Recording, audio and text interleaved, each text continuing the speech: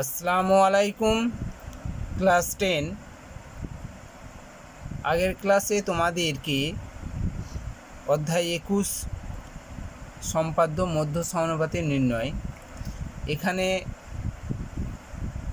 দেখানো হয়েছিল যে দুটো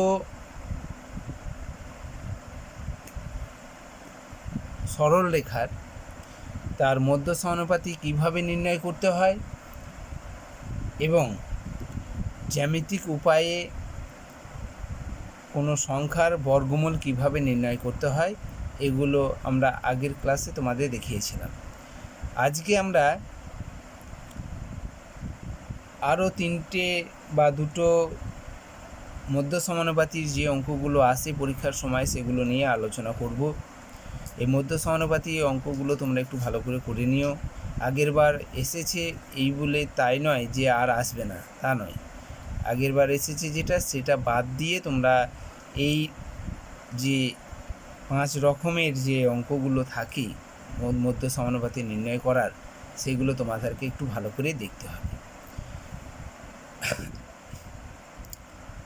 দেখো, মধ্য সমানুপাতি হচ্ছে দুটো যে সরলরেখা এখানে অঙ্কন হবে, সেই সরলরেখাটার মধ্য সমানুপাতি নির্ণয় করা। তা মধ্য সমানুপাতি মানে হচ্ছে, দেখো মধ্য, আমরা এটা অনেক আগেই শিখেছি। মধ্য সমানুপাতি মানে হচ্ছে রুট ওভার প্রথম পদ গণিত শেষ পদ। দেখো, আমরা 3 সেমি আর 4 সেমির বর্গমূল করি।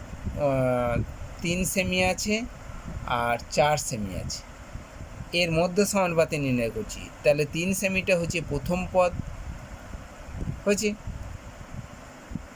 আর 4 সেমিটা হচ্ছে শেষ পদ। তাহলে 3 সেমি, তাহলে 3 গণিত এখানে 4, এখানে সেন্টিমিটার উল্লেখ করছি। তাহলে 3 গণিত 4, প্রথম পদটা হচ্ছে 3 আর দ্বিতীয় পদ শেষ পদটা হচ্ছে 4। তাহলে এর বর্গমূল হচ্ছে 12। 12-র বর্গমূল তোমরা নির্ণয় করতে পারবে, এখানে লিখে দিতে হবে।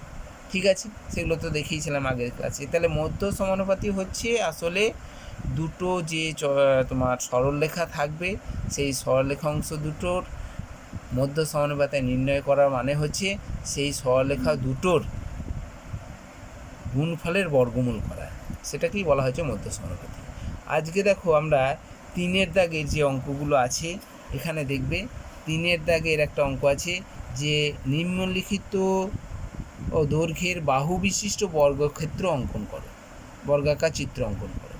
অর্থাৎ আমাদের বর্গাকার চিত্র ক্লাস 7-এ শিখেছিলাম। 5 সেমি, 6 সেমি, 7 সেমি, যাই সেমি থাকুক তার আমরা বর্গক্ষেত্র অঙ্কন করেছিলাম। কিন্তু এখানে আমাকে জ্যামিতিক পদ্ধতির সাহায্য নিয়ে, মধ্য সমানুপাতির সাহায্য নিয়ে আমাকে বর্গমূল, বর্গাকার চিত্র এখানে অঙ্কন করতে হবে। তাহলে আমার দেখো, আজকে আমরা আলোচনা করছি 3-এর দাগের 2-এর অঙ্কটা। রুট 22 সেমি বাহু বিশিষ্ট একটি বর্গাকার চিত্র অঙ্কন করো। দেখো, রুট 22 সেন্টিমিটার বাহু বিশিষ্ট বর্গাকার চিত্র অঙ্কন করার সময় আমরা কিন্তু রুট 22 সেন্টিমিটার তো আমরা স্কেলে আঁকতে পারবো না, স্কেল দিয়ে রুট 22 সেন্টিমিটার তো অঙ্কন করতে পারবো না। তখন আমাদের কি করতে হবে? তখন আমাদেরকে এই জ্যামিতিক পদ্ধতিতে যেভাবে বর্গমূল নির্ণয় করেছি সেই পদ্ধতির সাহায্য নিয়েই আমরা এখানে প্রথমে রুট 22-এর মানটা নির্ণয় করব। ঠিক আছে, তাহলে রুট 22 মানটা নির্ণয় করার সময় আমাকে দেখো কী করতে হচ্ছে। রুট 22 মানে কি, আমাকে ভাঙতে হবে। রুট 22 সেমি বাহু নিয়ে আমাকে একটা বর্গক্ষেত্র অঙ্কন করতে হবে। তাহলে রুট 22টাকে আমরা ভাঙলে কি পাবো? দেখো, এই 22 সংখ্যাটাকে আমরা 11 গুণিত 2 সমান 22 লিখতে পারি। 11 গুণিত 2 22 লিখে আমাদের 11 সেন্টিমিটার অনেক বড় বাহু হয়ে যাবে। সেই জন্য আমরা এখানে কি করি না, 5 দিয়ে যে কোনো সংখ্যাকে আমরা 5 দিয়ে ভাগ করতে পারি।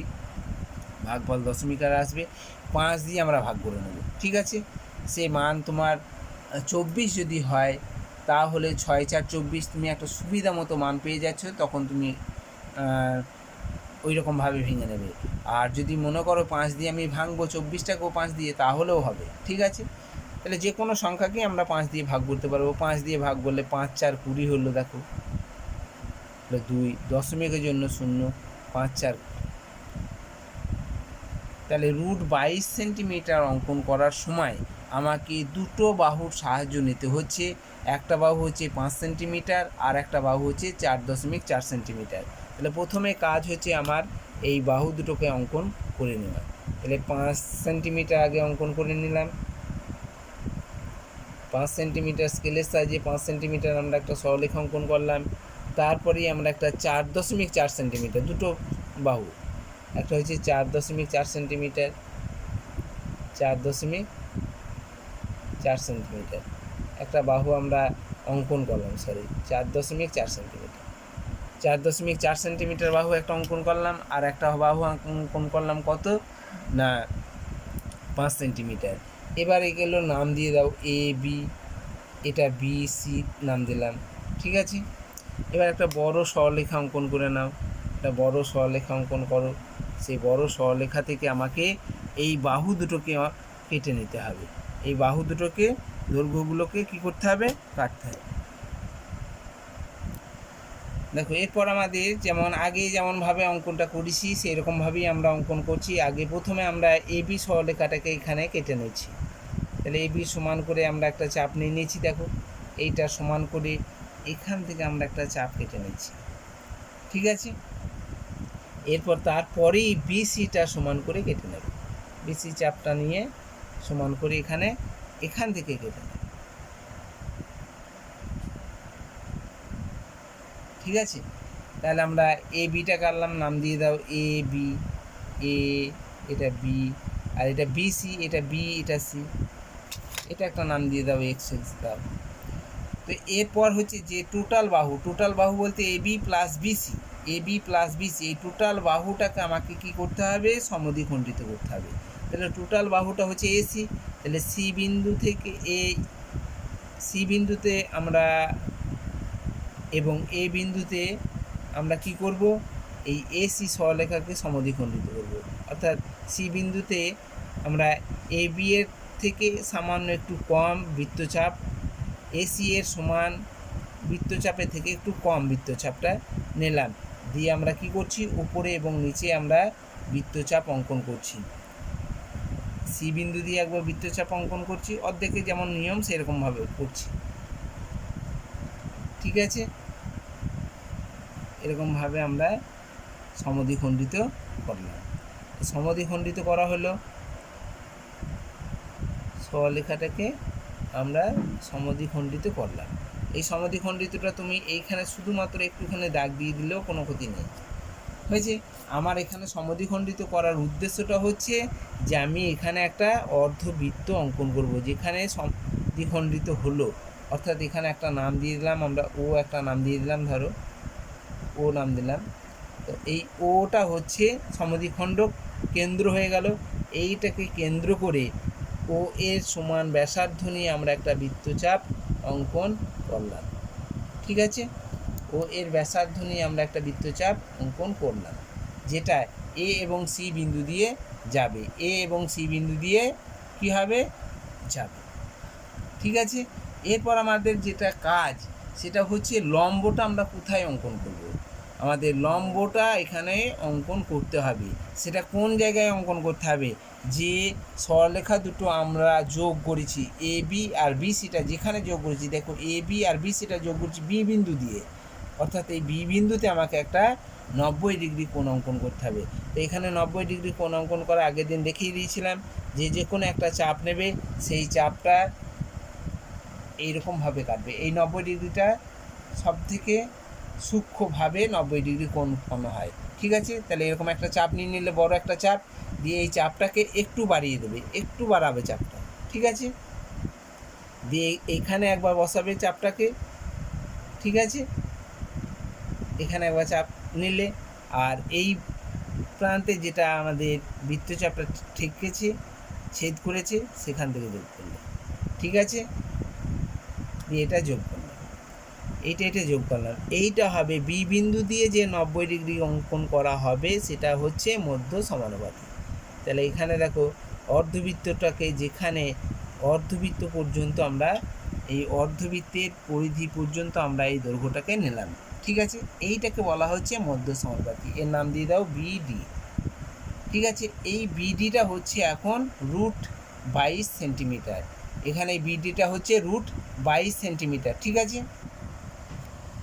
তাহলে এখন যেটা আমরা পেলাম বিডি, এই বিডিটা হচ্ছে এই √22 সেন্টিমিটার, এই বিডিটাই হচ্ছে এবি এবং বিসি বাহুর মধ্য সমানুপাতি। তাহলে এবি এবং বিসি বাহুর মধ্য সমানুপাতি মানে হচ্ছে √22। তাহলে এই বিডিটার মান হচ্ছে √22।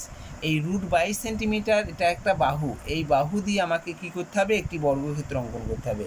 তাহলে বর্গক্ষেত্রের এটা হচ্ছে একটা বাহু, এটা হচ্ছে বাহু, ঠিক আছে। এই বিডিটাই হচ্ছে বর্গক্ষেত্রের বাহু।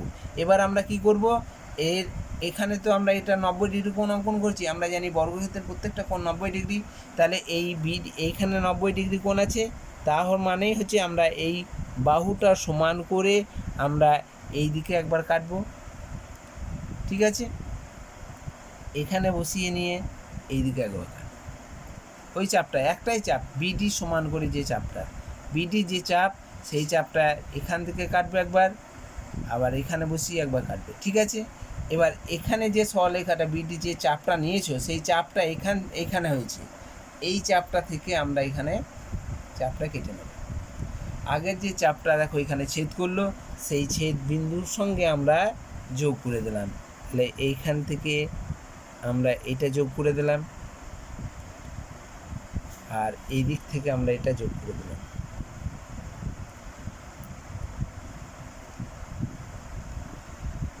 ঠিক আছে। তাহলে এই বিডি ই এফ, এখানে এই সিটা কিন্তু এই বিন্দুটা, সি এর পরে এটা হচ্ছে এফ বিন্দু একটা, তাহলে সিডিইএফ হচ্ছে। তাহলে এই সিডিইএফ হচ্ছে √22 সেন্টিমিটার বাহু বিশিষ্ট, এখানে লিখতে হবে যে √22 সেমি, √22 সেমি বাহু বিশিষ্ট কি, √22 সেমি মানে হচ্ছে বিডিটা। তাহলে বিডিইএফ, বিডিইএফ একটি উদ্দিষ্ট বর্গক্ষেত্র, ঠিক আছে। √22 সেমি বাহু বিশিষ্ট হচ্ছে কি, বিডিইএফ একটি উদ্দিষ্ট বর্গক্ষেত্র। যদিও এখানে লিখলে আরও ভালো হয় যে এবি এবং বিসি বাহুর মধ্য সমানুপাতি বিডি সমান √22 সেমি, ঠিক আছে। এবি ও বিসি বাহুর মধ্য সমানুপাতি হচ্ছে কত,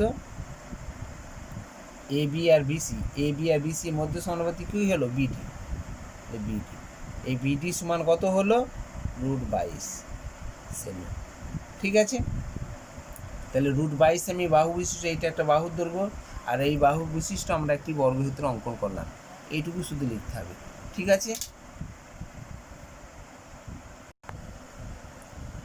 তাহলে 3-এর দাগের যে অঙ্কগুলো আছে সেই অঙ্কগুলোর মধ্যে আমরা একটা দেখিয়ে দিলাম, এবার বাকি অঙ্কগুলো তোমরা নিজেরা চেষ্টা করবে অঙ্কগুলো করার। এবার দেখো 4-এর দাগের যে অঙ্কটা, এই অঙ্কটা কিন্তু মাধ্যমিক পরীক্ষায় অনেকবারই এসেছে, যে আয়তক্ষেত্রের সমান ক্ষেত্রফল বিশিষ্ট বর্গক্ষেত্র অঙ্কন করতে হবে। তাহলে আয়তক্ষেত্র অঙ্কন করতে আগে আয়তক্ষেত্র অঙ্কন করতে হবে, দিয়ে তার সমান ক্ষেত্রফল বিশিষ্ট বর্গক্ষেত্র অঙ্কন করতে হবে। দেখো আয়তক্ষেত্র অঙ্কন করা ক্লাস 7-এ শেখানো হয়, যে একটি আয়তক্ষেত্র অঙ্কন করতে গেলে তার দুটো বাহুর দৈর্ঘ্য, তার মানে 6 সেমি। আমি আজকে এই 2-এর দাগের অঙ্কটা দেখাবো, 6 সেমি আর 4 সেমি। তাহলে আয়তক্ষেত্রের বিপরীত বাহুগুলো সমান, তাহলে 6 সেমি এবং 4 সেন্টিমিটার বাহু বিশিষ্ট একটি আমাকে আয়তক্ষেত্র অঙ্কন করতে হবে, এবং সেই আয়তক্ষেত্রের সমান ক্ষেত্রফল বিশিষ্ট বর্গক্ষেত্র অঙ্কন করতে হবে। তা আয়তক্ষেত্রটাকে আগে আমরা অঙ্কন করব। এখানে দেখো সমস্ত অঙ্কগুলোই কিন্তু মধ্য সমানুপাতি দিয়েই অঙ্কগুলো করতে হবে, মধ্য সমানুপাতি অঙ্কন করতেই হবে এখানে। তো আমরা প্রথমে আয়তক্ষেত্র অঙ্কনটা করে নিই। 6 সেন্টিমিটার এবং 4 সেন্টিমিটার বাহু বিশিষ্ট একটি আয়তক্ষেত্র অঙ্কন করব। তাহলে আমাদের প্রথম কাজ হচ্ছে 6 সেন্টিমিটার বাহু নিয়ে একটা, 6 সেন্টিমিটার বাহু নিলাম একটা,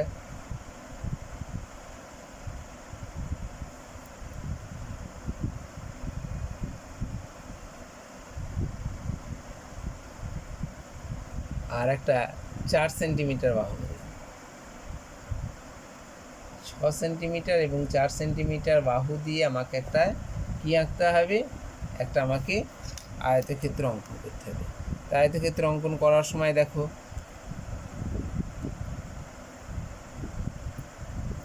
একটা বড় সরলরেখা এঁকে নিলাম। এই সরলরেখাটা থেকে আমাকে যেহেতু আয়তক্ষেত্রে দেখো অঙ্কন করার সময় প্রথম কাজ যেটা, সেটা হচ্ছে 90 ডিগ্রি কোণ অঙ্কন করা।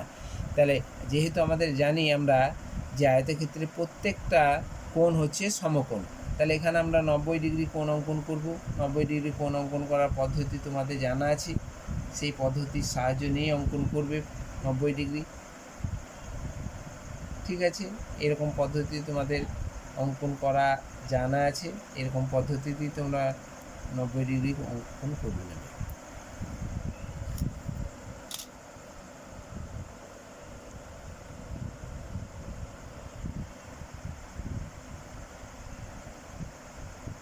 ঠিক আছে, তাহলে আমরা এখানে 90 ডিগ্রি কোণ একটা অঙ্কন করলাম, এখানে এটা হচ্ছে 90 ডিগ্রি। এবার যেটা কাজ হলো যে বড় বাহুটাকে অঙ্কন করে নাও। এই বড় বাহুটাকে আগে কেটে নাও। ঠিক আছে, বড় বাহুটাকে আগে কেটে নিলাম, এই দিক থেকে কেটে নিলাম, বড় বাহুটা আগে কেটে নিলাম। এরপর দেখো ছোট বাহুটাকে কাটো। ছোট বাহুটাকে দু জায়গায় কাটলাম, একটা হচ্ছে এইখানে বসিয়ে একবার কাটবে, আর এখানে বসিয়ে একবার কাটবে। ঠিক আছে, কী করলাম, বড় বাহুটা কেটে নিলাম এখান থেকে, ছোট বাহুটা এরপরে ছোট বাহুটাকে কাটছি, এই বিন্দুতে একবার বসিয়ে, ছোট বাহুটা এই বিন্দু থেকে একবার বসিয়ে কাটলাম, আর এই বিন্দু থেকে একবার বসিয়ে কাটলাম। ঠিক আছে, এরপর আবার একবার বড় বাহুটাকে নিতে হবে। ঠিক আছে, এই বড় বাহুটা কোথা থেকে নেবে না, এই যে সরলরেখা যে লম্বটা অঙ্কন হয়েছে সেখানে আগে যেখানে ছেদ করেছে এই বাহুটা নিয়ে যেখানে ছেদ করছে সেখান থেকে আমরা একটা চাপ কেটে নেব। দেখো এইটা যদি আমরা এখন যোগ করে দিই, যোগ করলেই আমরা একটা বর্গক্ষেত্র পেয়ে যাব। ঠিক আছে, তাহলে আমাদের এখানে প্রথম কাজটা হলো সেটা হচ্ছে বর্গক্ষেত্র অঙ্কন করা। আর এই বর্গক্ষেত্র অঙ্কন করার সময় আমার কাজ হলো যে এইটাকে বাড়িয়ে দেবে, এটাকে বাড়িয়ে দেবে। ঠিক আছে, আর এই সরলরেখাটাকে যোগ করতে হবে, এই বিন্দু দুটো যোগ করে এই বিন্দুটাকেও বাড়িয়ে দেবে। ঠিক আছে, এরপর যেটা কাজ সেটা হলো দেখো এই যে আমাদের আমরা জানি যে এই দুটো বাহু দেখো 6 সেমি এবং 4 সেমি বাহুর যোগফল করলে তার মধ্য সমানুপাতি নির্ণয় করতে হয়, তাই না?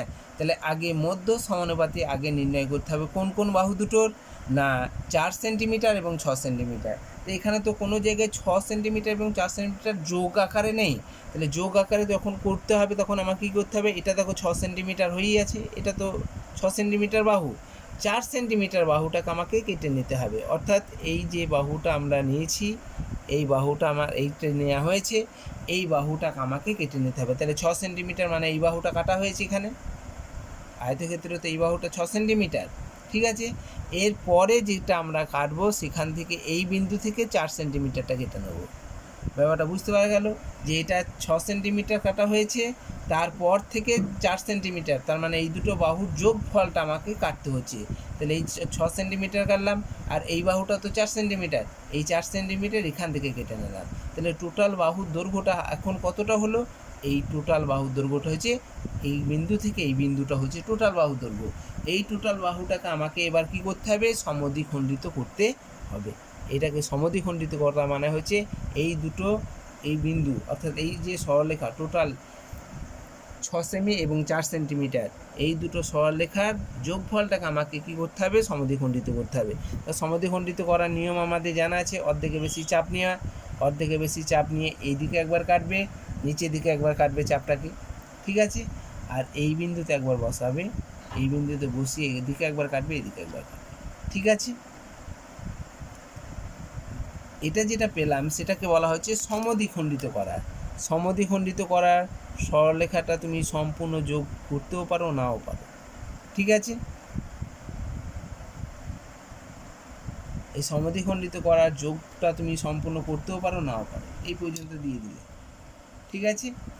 দিয়ে এটাকে এই অর্ধবিন্দু যেটা অর্ধেক করা হলো সেই বিন্দুটাকে নিয়ে যে কোনো ব্যাসার্ধ, মানে এই যে অর্ধেক সমান করে যে ব্যাসার্ধটা হলো সেই ব্যাসার্ধটা নিয়ে আমি একটা বৃত্তচাপ অঙ্কন করলাম, ঠিক আছে। এই অর্ধেকটা নিয়ে আমি একটা বৃত্তচাপ অঙ্কন করলাম। এই বৃত্তচাপটা অবশ্যই এই বিন্দু দিয়ে যাবে আর কি, এই বিন্দু দিয়ে অবশ্যই যাবে। এটা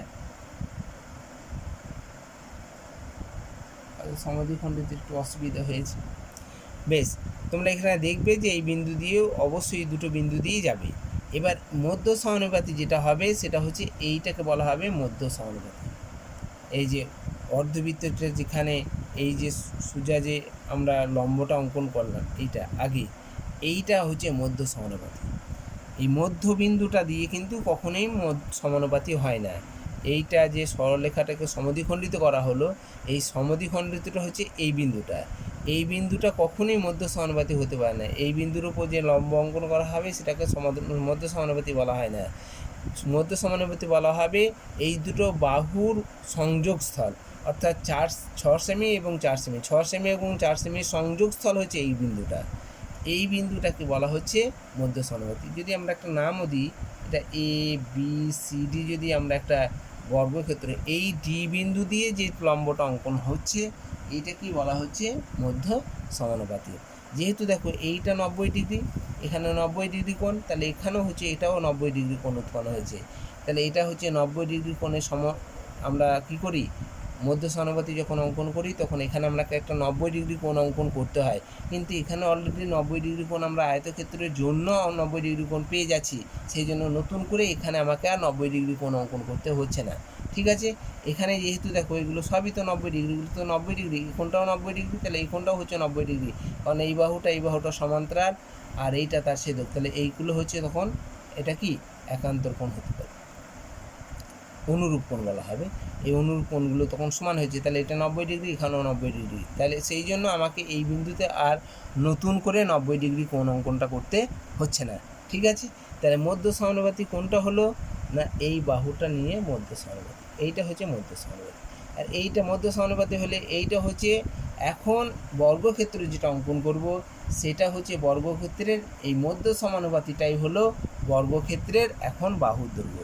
তাহলে আমরা বর্গক্ষেত্র অঙ্কন করেছি এরকমভাবে এই চাপটা নিয়ে, তাই না। এই চাপটা নিয়ে আমরা একটা বর্গক্ষেত্র অঙ্কন করলাম, এখানে বসিয়ে নাও, এইদিকে বসিয়ে নাও, ঠিক আছে। তাহলে দেখো এখানে আমরা একটা বর্গক্ষেত্র অঙ্কন করতে পারলাম, এটা যোগ করে দাও, দেখো একটা বর্গক্ষেত্র অঙ্কন হয়ে গেল। এইটা হচ্ছে বর্গক্ষেত্র,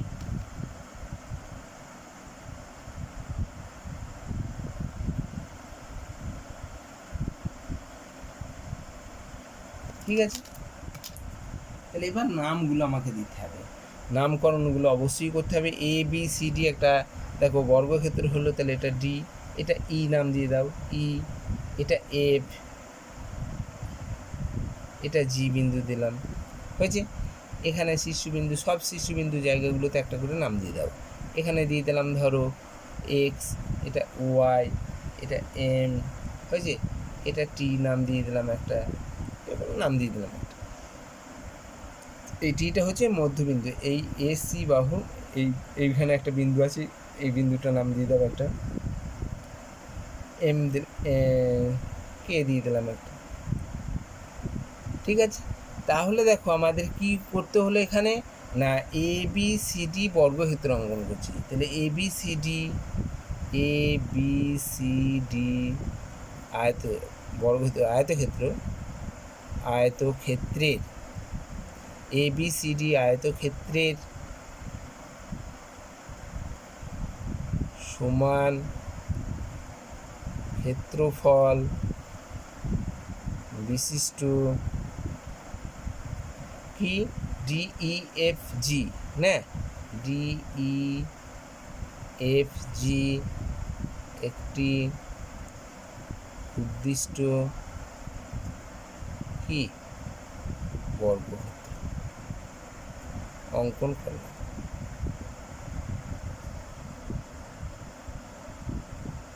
ঠিক আছে, শুধু এইটুকু লিখবেন।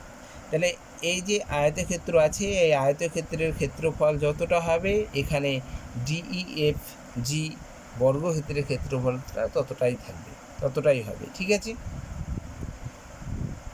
এইরকম অঙ্কগুলো তোমাদের একটু ভালো করে প্র্যাকটিস করবে। আমি 6 সেমি এবং 4 সেমি বাহু বিশিষ্ট আমরা একটা আয়তক্ষেত্রের সমান ক্ষেত্রফল বিশিষ্ট বর্গক্ষেত্র অঙ্কন করছি। তোমরা বাকি বাহুগুলো দিয়ে তোমরা আয়তক্ষেত্রের সমান ক্ষেত্রফল বিশিষ্ট বর্গক্ষেত্র অঙ্কনগুলো তোমরা করে দেখাবে।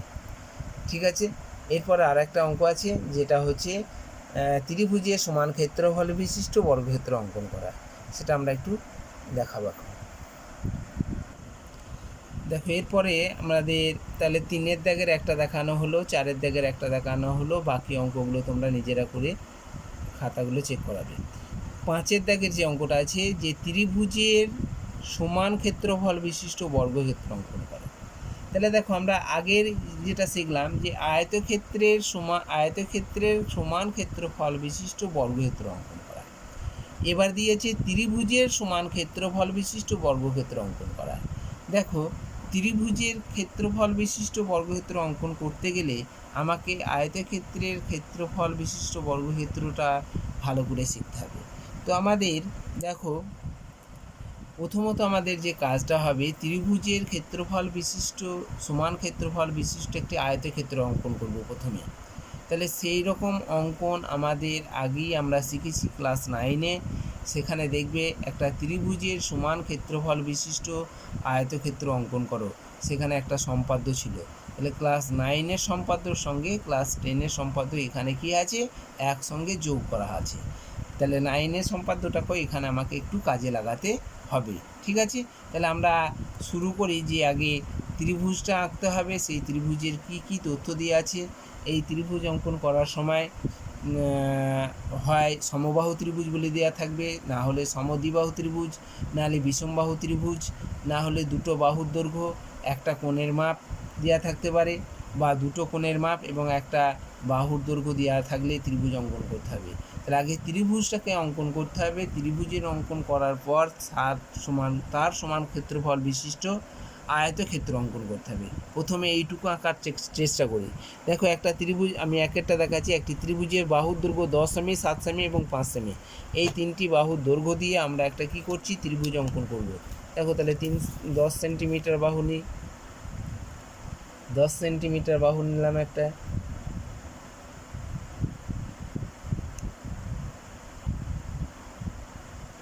তারপর 7 সেন্টিমিটার বাহু নিচ্ছি।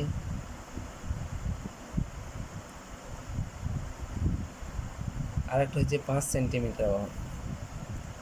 এই তিনটি বাহু দিয়ে আমাকে কি করতে হবে, প্রথমত আমাকে ত্রিভুজটাকে অঙ্কন করতে হবে। ত্রিভুজ অঙ্কন করছি। দেখো, যে আমরা বড় একটা সরলরেখা নিয়ে নিলাম। সরলরেখা থেকে আমাকে কি করতে হবে, যে কাজটা, সেটা হলো যে প্রথমে 10 সেন্টিমিটার বাহুটাকে কেটে নাও। এই 10 সেন্টিমিটার বাহুটাকে প্রথমেই কেটে নাও। ঠিক আছে, এরপরে দেখো 7 সেন্টিমিটার বাহুটাকে একদিকে কেটে নিলাম, এদিকে কেটে নিতে পারো। ঠিক আছে, তারপর হচ্ছে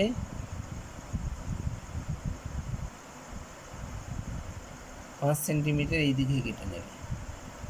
তাহলে একটা ত্রিভুজ উৎপন্ন হয়ে গেল। ত্রিভুজটাকে এঁকে নিই।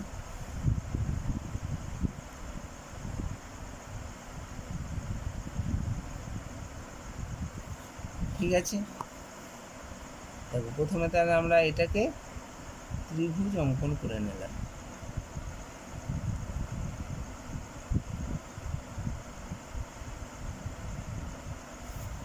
তাহলে এখানে একটা ত্রিভুজ অঙ্কন হয়ে গেল, নামও দিলাম এ বি সি, এটা এক্স নাম দিলাম। তাহলে এ বি সি একটা ত্রিভুজ অঙ্কন করা হলো। এই ত্রিভুজ অঙ্কন করার পর ফার্স্ট কাজ যেটা হচ্ছে যে এ বিন্দু দিয়ে বিসি বাহুর সমান্তরাল অঙ্কন করতে হয়, তাই না? এ বিন্দু দিয়ে বিসি বাহুর সমান্তরাল অঙ্কন করতে গেলে কি করতে হবে না, এই বাহুটা সমান করে এই দিক থেকে কেটে নিতে হবে। ক্লাস 9-এ এগুলো করানো হয়েছে তোমাদের, দেখবে। এটা কেটে নিলাম। আর তাহলে এ শীর্ষবিন্দু দিয়ে বিসি বাহুর সমান্তরাল অঙ্কন করার জন্য এ বিন্দু দিয়ে বিসি বাহুর সমান করে বৃত্তচাপটা কেটে নিলাম, হয়েছে। এবার এর বিপরীত দিকে এই ডান দিকে আছে বলে এই এ বিন্দু দেখো বাম দিকে যেটা সরলরেখা আছে সেই সরলরেখাটা সি বিন্দু থেকে কেটে নেব, অর্থাৎ বি এ সরলরেখাটাকে কেটে নেব, এখান থেকে বসিয়ে কেটে নেব, ঠিক আছে। যদি আমরা এই সরলরেখাটা এই দিকে কাটতাম তাহলে এই এসি সমান করে বি বিন্দু থেকে কেটে নিতাম। আমরা ডান দিকে চাপটা নিয়েছি, সেই জন্য এর বিন্দুর বাম দিকে যে সরলরেখাটা আছে সেই সরলরেখাটার সমান্তরাল আমরা একটা অঙ্কন করব সি বিন্দু দিয়ে, ঠিক আছে। বেশ, তাহলে আমরা এটা যোগ করে দিই, এটা যোগ করে বাড়িয়ে দিই, তাহলে আমরা একটা কি পেলাম, প্রথমত আমরা এটা একটা সমান্তরাল সরলরেখা অঙ্কন করলাম, ঠিক আছে। সমান্তরাল সরলরেখা অঙ্কন করা হলো।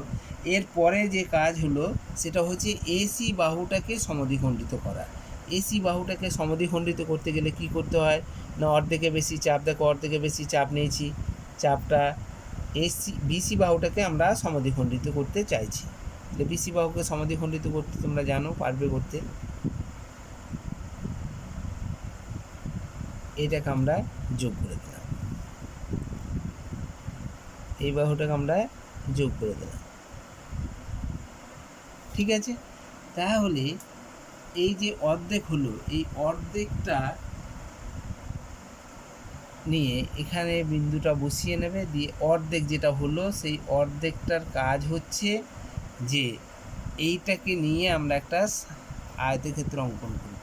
তাহলে আয়তক্ষেত্রের এটাই হচ্ছে একটা বাহুর দৈর্ঘ্য, আয়তক্ষেত্রের এটা একটা বাহুর দৈর্ঘ্য। এখানে দেখো এই সরলরেখাটা আর এই সরলরেখাটা, অর্থাৎ যেটা আমরা সমদ্বিখণ্ডিত করেছি আর সমান্তরাল সরলরেখা যেটা অঙ্কন করছি, সেখানে দেখো দুটো সরলরেখা যেখানে ছেদ করছে, কোথায় ছেদ করেছি, দেখো এই বিন্দুটায় ছেদ করেছে, তাই না? তাহলে সমান্তরাল সরলরেখাটা আর যেটা আমরা লম্ব সমদ্বিখণ্ডিত করলাম সেই সরলরেখা দুটো পরস্পরকে যে বিন্দুতে ছেদ করছে সেখান থেকে কেটে নিলাম, ঠিক আছে। কোনটা না, যেটা অর্ধেক করা হলো সেই অর্ধেকের সমান করে কেটে নিলাম, ঠিক আছে। এবার দেখো এইটা যোগ করে দিলাম, এইটা যোগ করলে শুধু হবে না, এটাকে বাড়িয়েও দেবে, আগের মতো যেমনভাবে আয়তক্ষেত্র অঙ্কন করলাম, যেহেতু এটা একটা আয়তক্ষেত্র হয়ে গেল দেখো, তাহলে আয়তক্ষেত্রে এই বাহুটাকে আমরা বাড়িয়ে দেবো, ঠিক আছে। এবার আমরা আয়তক্ষেত্র অঙ্কন করলাম। এবার দেখো আগের যে পদ্ধতিতে যে অঙ্কটা অঙ্কন করলাম সেই অঙ্কনগুলোটা আমরা এখানেকে কাজে লাগাবো। দেখো তাহলে এইটা হচ্ছে আয়তক্ষেত্র, কি নাম দিয়ে দাও একটা, সি, এটা ডি, এটা ই, এটা এফ। তাহলে সি ডি ই এফ এটা হচ্ছে আয়তক্ষেত্র। এই আয়তক্ষেত্রের দেখো ডি এফটা বা ডিইটা হচ্ছে আয়তক্ষেত্রের একটি বাহুর দৈর্ঘ্য আর সিডিটা একটি বাহুর দৈর্ঘ্য। তাহলে এই দুটো বাহুর যোগফলটা আমাকে করতে হবে। তাহলে ডিই বাহুর দৈর্ঘ্যটা আছে, এর সঙ্গে সিডি বাহুর দৈর্ঘ্যটা আমরা যদি যোগ করি তাহলে আমরা আয়তক্ষেত্রে দুটো বাহুর যোগফল পেয়ে যাব। আবার দুটো বাহুর যোগফলটা আমাকে নির্ণয় করতে হবে। তাহলে দেখো এটা হচ্ছে আয়তক্ষেত্রের বাহু একটা, ডিই বাহুটা, আর সিডি একটা বাহু। তাহলে ডিইর সঙ্গে সিডি যোগ করতে হচ্ছে, তাহলে এটার একটা নাম দিয়ে দাও, এটা ধরো এম নাম দিলাম। এখন ই আর এম এই দুটো বাহুর, অর্থাৎ এই দুটো বাহু মানে হচ্ছে আয়তক্ষেত্রের দুটো বাহুর যোগফল, তাই না? আয়তক্ষেত্রে যে দুটো বাহু দিয়ে আছে সেই দুটো বাহুর যোগফলটা হচ্ছে ই আর এম। এই ই এমটাকে আমরা একটু সমদ্বিখণ্ডিত করব। ইএমটাকে সমদ্বিখণ্ডিত করার নিয়ম হচ্ছে অর্ধেকে বেশি চাপ নিয়ে কী করতে হবে, চাপটাকে নিতে হবে, যেমনভাবে সমদ্বিখণ্ডিত করতে হয় করবে। তাহলে এটাকে আমরা সমদ্বিখণ্ডিত করে ফেললাম কার, অর্থাৎ ওই এখানে আমরা অর্ধেকটা করে নেব, ঠিক আছে, পুটাটা দাগ দিতে হবে না।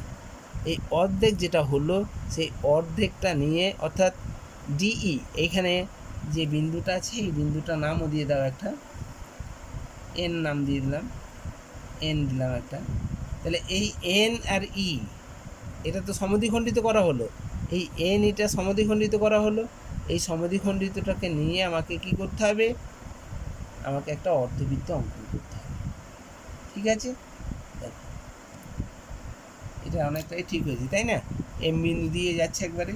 তাহলে অর্ধবৃত্ত অঙ্কন করার পরে দেখো এই ডি যে সরলরেখাটা এটা গিয়েছে, এই সরলরেখাটা এই বিন্দুটা পর্যন্ত এটাকে বলা হচ্ছে ডি। এটা ধরো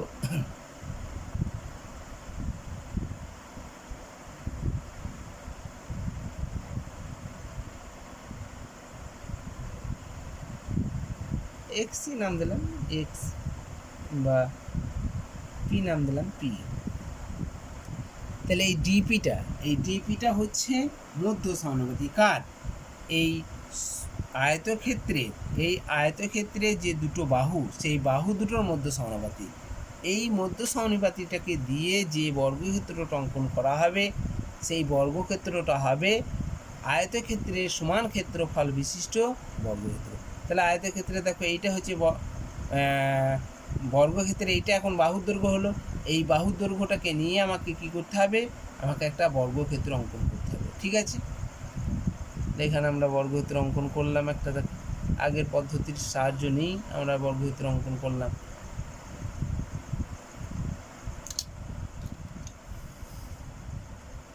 এটা যোগ করে দেবে, ঠিক আছে।